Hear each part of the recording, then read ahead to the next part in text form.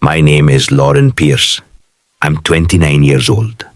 And this is how I took revenge on the people who used me, broke me, and left me for dead when I needed them most. The courthouse doors creaked open, and there he was, Ethan, cuffed at the wrists, flanked by two deputies, wearing the tailored navy suit he once swore made him untouchable. He didn't look at me, not directly, just kept that same arrogant tilt to his chin as reporters screamed questions and cameras flashed like lightning in a summer storm. His mother trailed behind him, eyes wet and wild, mouthing something that looked a lot like, "How could this happen?" I leaned back in my car seat, engine off, windows cracked, the summer heat curling in like breath against my skin. My hands didn't shake. My voice didn't tremble. Not anymore. People will say this is about heartbreak, about getting even with a cheating ex or seeking some twisted closure, but they're wrong. This isn't about love. It's about survival. It's about what happens when a woman disappears in plain sight and no one notices until she makes noise, until she burns everything down. 16 months earlier, I lay on a cold bathroom floor, bleeding through my clothes. I remember the smell of iron, the stinging bite of the tiles, the way my hand trembled when I reached for my phone, and the voicemail that played after 4 rings. "Hey, it's Ethan. Can't talk. In a meeting, you know how it is. Love you." I didn't leave a message. I tried my sister next. Voicemail again. No call back. No one came. That night, something broke inside me. Not just the baby, my baby, but something deeper, older, like a bone that had never set right, finally snapping into the truth. I had built my life around people who saw me as convenient. A fiancé who loved the way I made him look, not the way I saw the world. A sister who took and still called me selfish. Friends who turned their phones off the moment things got too heavy. I gave everything. And when I needed them most, there was nothing left for me. Not even a knock on the door. So I lay there, alone in a pool of blood and silence. And I decided that silence could be useful. Silence could become strategy. I didn't scream. I didn't beg. I survived. Now I watch as Ethan disappears into the back of a police cruiser. I think about the secrets he thought were buried. The accounts, the deals, the messages I wasn't supposed to see. The lies I played along with long enough to learn their shape. There's a kind of power in being underestimated, in being seen as emotional, fragile, easily manipulated. They all thought I would fall apart, but I didn't fall. I transformed. This story isn't about revenge for a broken heart. It's about resurrection, and I'm just getting started. I was always the reliable one, the helper, the emotional crutch, the one who smiled through being forgotten. In our tiny corner of North Carolina, being the good girl was a role assigned early and hard to shake. I learned to tie my own shoes before kindergarten because mom was too tired after her second shift. I learned to cook boxed mac and cheese by 8 because Danielle had already stopped coming home sober. Our house always smelled like Lysol and canned soup, clean but hollow. Mom worked the front desk at a dental office and came home with aching feet and a litany of why me sighs. Danielle, older by 4 years, wore her rebellion like a crown. Makeup too dark, grades too low, trouble always waiting just around the corner. Me? I got good at being small. I studied quietly, smiled when I wanted to scream, said thank you for what little I got, and gave twice as much in return. By the time I was 16, I was the one calling in refills for mom's prescriptions. By 19, I was driving Danielle to court dates and NA meetings and telling myself that her sobriety was just around the next relapse. I put myself through nursing school, full-time classes, part-time shifts, ramen dinners, and the kind of exhaustion you don't even recognize until it's gone. I remember crying in the bathroom the day I passed my boards, not because I was proud, but because no one else seemed to care. I called Mom. She said, "That's nice, baby," then asked if I could spot her rent again until disability came through. Danielle didn't even pick up. I kept giving. That was the rhythm of my life. Then Ethan happened. He was the first person who chose me, or so it seemed. Polished, confident, successful. He ran project teams for some glossy corporate firm out of Charlotte. I met him at a hospital fundraiser I'd only attended because a co-worker backed out last minute and offered me a ticket. He made me laugh. Not the polite kind, the real kind. The kind that bubbles up when someone actually sees you. He asked questions, listened intently, touched my hand like I mattered. By the third date, I was hooked. By month 6, he'd met my family. Mom called him movie star pretty. Danielle tried to flirt with him, of course, but Ethan only had eyes for me, or so I thought. We got engaged after 11 months. A candlelit dinner, a rooftop view, a ring that sparkled like a lie. I remember calling Danielle, breathless with excitement. She said, "Huh, that was fast." Mom just asked if he had a good job. That was her version of approval. The wedding planning was mostly me. Ethan was busy with work. I picked venues, vendors, flowers, all while working double shifts and helping Danielle through her latest relapse. She was living with me then, supposedly clean, supposedly grateful. But gratitude doesn't come easy to people like her. It always sounds like sarcasm. Ethan changed slowly, but I felt it like a bruise deep under the skin. He started leaving his phone face down. Weekends away with vague explanations. A cooler tone when I brought up anything real. The wedding budget, my mom's declining health, the way he didn't touch me like he used to. I asked once if something was wrong. He smiled and said, "You overthink everything, Lauren. It's exhausting." I thought loyalty would earn me love. That if I kept showing up, kept bending, kept carrying the weight of everyone else's dysfunction, someone would finally choose me, really choose me, and never let go. But love isn't a reward. It's not earned through sacrifice. It's just given, or not. And when it's not, when the people who claim to love you show you they won't come when you're bleeding, you have two choices: break or rebuild. I chose the second, but not right away. There was still the miscarriage, still the bathroom floor, still the realization that even the man who promised forever couldn't be bothered to pick up the phone. And after that, the silence. It wasn't empty anymore. It was fuel. Now, in the present, I sit alone, watching Ethan's arrest play on the evening news like it's someone else's life. My name isn't mentioned, not yet, but it will be.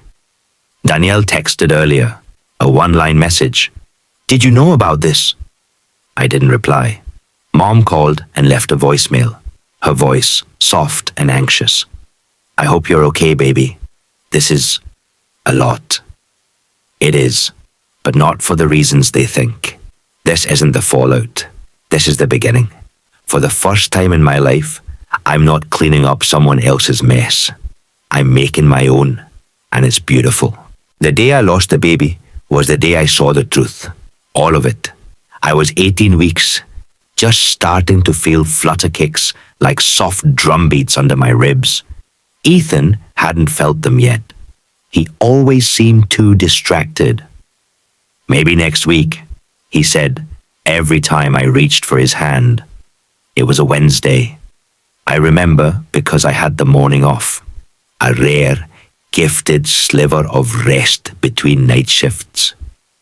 I'd made toast, brewed weak coffee, and started folding baby clothes I'd ordered online. Tiny onesies with sleepy bears, a yellow blanket with satin trim. I'd picked gender-neutral everything because Ethan insisted on being surprised. Around 11 a.m., I felt the first cramp, sharp, unexpected. By noon, the pain was blinding, blooming in waves, and the blood, God, the blood. It soaked through my leggings, pooled on the bathroom tile, turned my hands red when I tried to stop it. I crawled toward my phone, slippery fingers smudging the screen. First, Ethan. Voicemail. Hey, it's Ethan. Can't talk. You know how it is. Love you. Beep. I didn't leave a message. I couldn't speak. I tried again and again. Then Danielle. Straight to voicemail. No call back. Then, Mom. She picked up, finally. Mom, I gasped. I need help. I think I'm losing the baby. A pause. Then her voice, drowsy and irritated. Oh, honey, I didn't sleep at all last night. I'm too tired to drive. Can you call 911 or something? Click. I remember staring at the phone like it had betrayed me, like it should have done more, like someone, anyone, should have shown up. But no one did, so I drove myself, blood soaked through my jeans, through the driver's seat, down my thighs as I gripped the steering wheel with shaking hands and blurred vision. I parked crooked at the ER and stumbled through sliding glass doors. The nurse at intake didn't ask any questions, just grabbed a wheelchair and called for trauma. The rest blurred. Bright lights, cold stirrups, petty in every glance. At some point, I must have blacked out. When I woke up, I was alone in a hospital room, IV in my arm, a dull, echoing ache in my abdomen, and a hollow where something used to be. A nurse came in quietly, adjusting machines. She glanced at my chart, then muttered to another tech, "Her emergency contact already checked out." I froze. "Ethan Carter?" I asked, my throat raw. She blinked, clearly startled I'd heard. "Yes, he was listed on your chart, but he didn't come in. We called. He said he wasn't available." Not available, not unavailable by chance, by choice. Later that night, in the silence of that hospital room, I opened my phone, and there it was, a photo on Danielle's social media. Tagged, a beach house in Wilmington, her in cut-off shorts, arms slung around someone with familiar shoulders, familiar hands. Ethan. They were smiling, relaxed, sun-kissed, holding drinks, no captions, just a location tag. It wasn't just betrayal. It was routine, practiced, comfortable. Not a one-time mistake. A long-standing performance that played out behind my back while I was building a life for all three of us. There was no confrontation, no screaming match, no shattered glasses or dramatic exits. I said nothing. I did nothing. Not then. That was the day something inside me cracked. Not broken like glass, but like ice. Solidifying. I didn't tell anyone about the miscarriage, not my co-workers, not friends, not the three people who should have known without needing to be told. I went back to work 2 weeks later, like nothing happened, smiling, nodding, functioning. I let Ethan believe I never found out. I let Danielle continue her half-hearted attempts to get clean while texting him behind my back. I listened, I learned, I watched, I waited, because silence is underappreciated. But it's sharp, it slices clean, and people never see it coming. I didn't scream, I didn't cry. I got quiet, I got smart. Silence used to be my weakness. A soft space where I curled up and waited for people to notice I was drowning. But not anymore. Now silence was my scalpel. I started with Ethan's laptop. He used the same password for everything, a mix of his birthday and the street he grew up on. I'd always teased him about it. "You're asking to get hacked," I used to say. He'd smirk and kiss my forehead. I waited until he was in the shower one night, speakers blasting whatever alpha podcast he worshipped that week. I slipped into his home office and opened the laptop, heart pounding, fingers trembling. It took me 30 minutes to stop being shocked. There were emails, flagged and filed, payment chains, unregistered contractors, invoices for consulting that didn't lead anywhere real. It was boring white-collar fraud at first glance, but once you added the right eyes and the right motivation, it was damning. I downloaded everything, set up a cloud folder, redundant backups, password protection. I started small, then built outward. Then I checked the shared storage drive he forgot I had access to. There were folders he never meant for me to see, hidden behind default names like archive/old or docs 2019 final. Inside, spreadsheets, private messages, and most interestingly, expense reports from the business trips he supposedly took alone. But and through it all, I never raised my voice. They ignored me when I bled. But I was about to make them bleed on paper, in ways they couldn't recover from. Because when people like me, quiet, reliable, invisible women, finally stop asking for permission, we don't throw tantrums. We write timelines. We build cases. We burn bridges with legal precision. And when the fire finally comes, no one sees the match in our hand. They never saw it coming because I looked like silence. I'd worn my role so well for so long. The loyal fiancé, the supportive sister, the obedient daughter, that they forgot quiet doesn't mean passive. Sometimes it means strategic. I waited until everything was in place, a perfectly loaded bowstring, then let go. The first arrow flew to the SEC. The complaint was anonymous, of course. I wrote it carefully, with clinical detachment. I laid out dates, financial inconsistencies, contract anomalies, and a neat list of the shell companies Ethan had used to reroute project funds. I included documents that made it impossible to ignore. Doctored invoices, internal memos, emails marked confidential that weren't nearly confidential enough. I mailed the packet from a town an hour away at a post office that didn't have cameras. I wore sunglasses, a baseball cap, and paid in cash for the padded envelope. The second arrow flew to the state attorney's office. Subject line: family-based identity theft and insurance fraud. Documented. Inside, scans of Danielle's forged signature on the insurance payout, side by side with her known handwriting. Proof the money was deposited into an account only she controlled. A letter from the insurer stating Lauren Pierce had authorized early release of funds. She hadn't. Again, mailed from a different location. Same care, same gloves. Then I waited. 2 weeks passed like molasses. Ethan was busy with work, too busy to notice I'd stopped sleeping beside him. Danielle kept texting me, "Come over for wine," with the same faux sisterly charm she'd weaponized for years. I smiled, declined, watched. Then the sky broke open. It was a Thursday morning, bright, ordinary.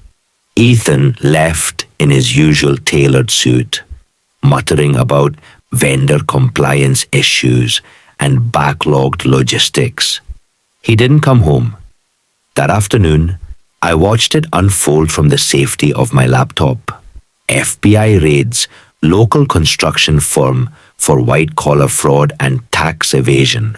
Executive Ethan Carter taken into custody. Investigation ongoing. There was footage. Agents with badges swarming his office.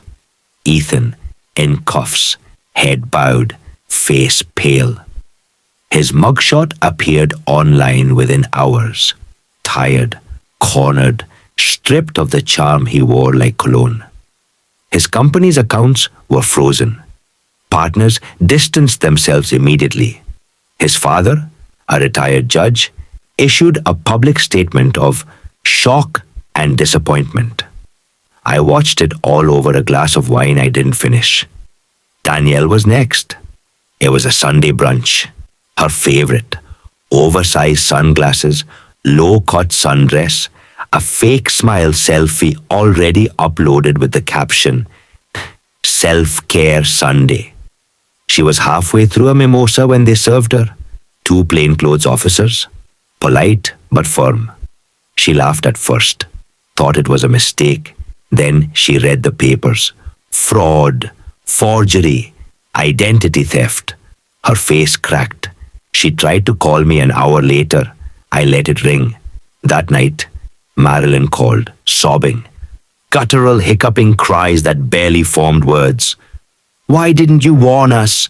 She wailed. Why would you let this happen to your family? I held the phone in one hand, calmly sipping tea with the other. I did warn you, I said. You just never listened. The fallout came fast and loud. Local woman accused of defrauding sister in family insurance dispute. Whistleblower tips lead to multi-million-dollar fraud bust. Bleeding in silence inside a southern family's collapse. That last one was my favorite. The journalist had a real flair for drama. Of course, they didn't know it was me who'd sent the story in. I'd created a burner email and included timelines, court filings, and the human angle. A woman betrayed by her own blood, left to suffer alone, who then exposed it all with cold, calculated grace. It ran in print and online, went semi-viral. People ate it up. Pretty sister turned criminal, handsome executive with secrets, the quiet woman who unraveled them both. I stayed anonymous, but my silence echoed louder than any confession. The best part? No one could say I lied. I hadn't fabricated anything. I hadn't framed them. I'd simply shown the world what they were, in their own handwriting, their own bank statements, their own choices. I didn't scream. I didn't beg. I just wrote the truth and watched them bleed in ink. Danielle pled not guilty. Her court date is in 6 weeks.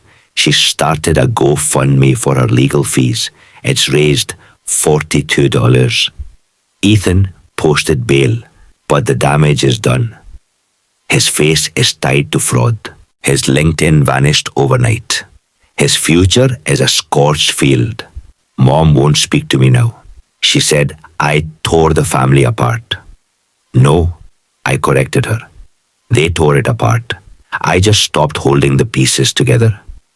There's power in being underestimated, in smiling while people plot around you, in playing the fool long enough to understand the game better than anyone at the table. They thought I was weak because I didn't fight back the way they expected. But fire doesn't always roar. Sometimes it burns quietly. Justice doesn't feel like fireworks. It feels like silence that finally answers back. It's been 7 months since the storm broke. Since the arrests, the headlines, the screaming voicemails. 7 months since I stepped away from the wreckage and didn't look back. I live in a small coastal town now, the kind of place with salty air and grocery stores that still have handwritten signs. No one here knows my name from a news story. I like it that way. I work 3 days a week at a women's clinic, mostly domestic violence and recovery care. It's not glamorous and it's not easy, but it's real. When I hold a patient's hand, I don't have to pretend I understand. I do. Too well. No one here calls me the strong one. They just call me Lauren. That's enough. I still go to therapy every Thursday at 4 o'clock. Dr. Rowley and I kept our sessions virtual when I moved. It's different now. I'm honest. I don't pretend I'm over it. I don't package my pain into digestible sentences. I say the ugly things. How I still check locked doors twice. How some nights I still dream about bleeding alone on cold tile. How trust doesn't feel like hope anymore. It feels like risk. But I also tell her this, that I feel real now, solid, like I'm no longer performing someone else's version of enough. I'm dating again, slowly. His name is Thomas. We met at the clinic. He teaches trauma-informed yoga to our patients on weekends. He doesn't try to fix me, doesn't push. He just shows up with coffee and too many questions about old movies I've never seen. We go on walks, talk about nothing, laugh without edge. For now, that's all it is, and it's enough.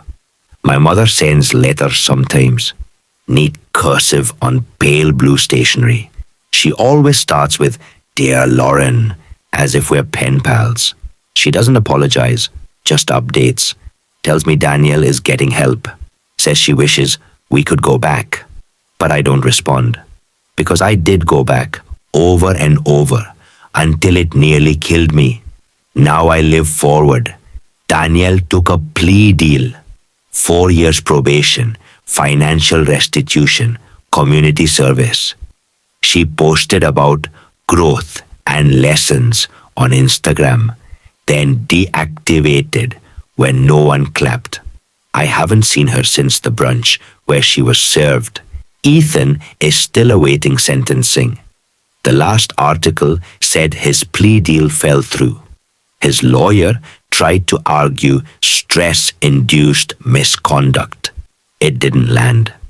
I sometimes wonder what they think when they look back. But I no longer care. This was never about revenge. Not really. I thought revenge would make me feel powerful. It didn't. It made me feel like myself again. Like the version of me that used to dream without asking permission.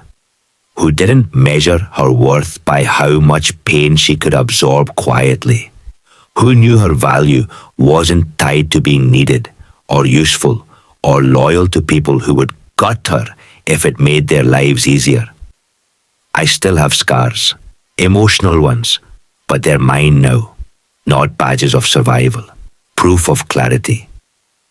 The girl on that bathroom floor died that night. The woman who stood up is still standing. Sometimes I sit by the water, early in the morning, when the beach is empty and the wind is just starting to lift. I close my eyes and listen. There's a silence here that's different.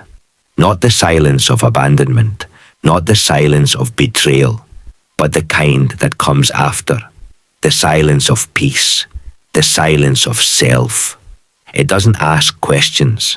It doesn't need anything from me. It just lets me be. And for the first time in my life, that's more than enough. Every morning at 6 a.m., I walk the beach. The tide is always just pulling back, leaving patterns in the sand like veins. Reminders that movement leaves traces, even when it's quiet. The wind is cool this time of year, brisk enough to wake me up, soft enough to let me breathe. I carry nothing with me. No phone, no music, just myself. And for the first time in my life, that's not an empty thing. I used to beg people to see me, to value me, to stay. I molded myself into usefulness, held bags that weren't mine, absorbed blame I didn't deserve, whispered, "It's okay," when it wasn't. I thought being indispensable was the same as being loved. It wasn't. I don't live for anyone else's approval anymore. I don't chase apologies that will never come. I don't explain myself to people who only hear what suits them. I stay with myself.